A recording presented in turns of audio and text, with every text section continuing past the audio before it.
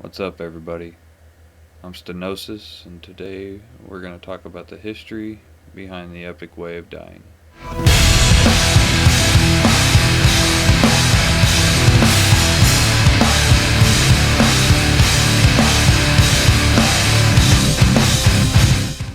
The epic way of dying has been the favorite of most of the supporters of Stenosis, which I thought was kind of weird because I didn't know how it was going to be received. I never really thought about it too much.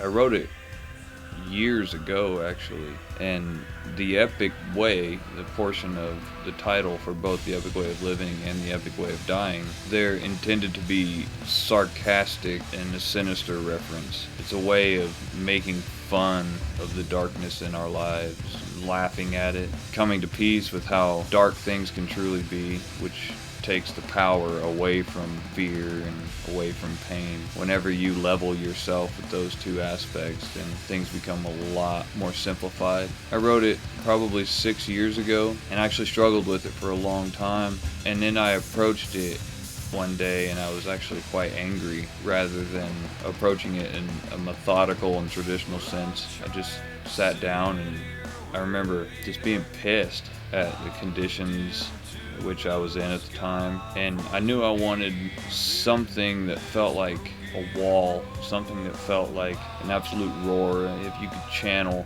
the flame from a rocket and the thunder from a thunderstorm and put it into a bottle, that's what I wanted the epic way of dying to be, because it carried such passion and aggression with it at the same time. I wasn't quite sure what the song wanted to say initially until I approached it angry.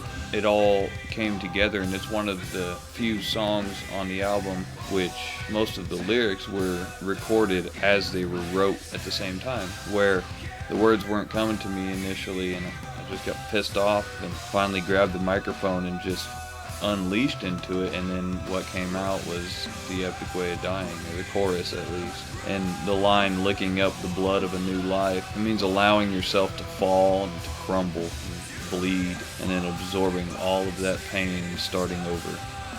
It's kind of a twisted way of thinking about it. And purified by Satan's eyes, and in a way that means accepting the fire that lives within your mind.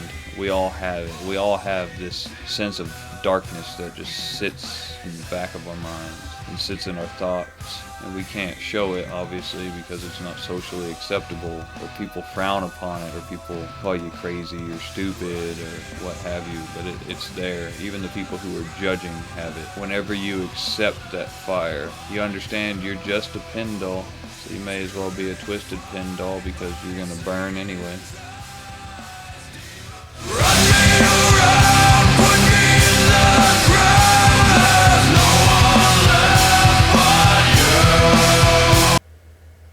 You can pick up Scream Therapy at iTunes or Google Play, or you can stream it on Spotify.